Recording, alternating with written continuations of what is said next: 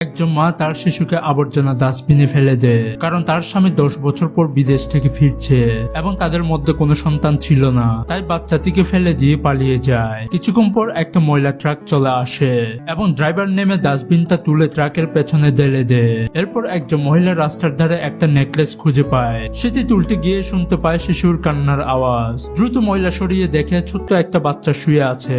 তারপর বাচ্চাটিকে কোলে তুলে নেয়। অন্যদিকে মা ছাদের উপর বাচ্চাটির জামা কাপড় লুকিয়ে রাখে। তখনই তার স্বামী চলে আসে এবং কথা বলার সময় বাচ্চা দুধের বোতল তার মাথায় এসে পড়ে। স্বামী অবাক হয়ে জিজ্ঞাসা করে এটা কার শিশুর বোতল। পাশে দাঁড়িয়ে থাকা একজন মহিলা বলে উঠে তোমার ছেলের। এটা শোনার পর স্বামী রেগে গিয়ে স্ত্রীকে বাড়ি থেকে বের করে দেয়। কয়েকদিন পর সেই মহিলা একদম পাগল হয়ে গেছে।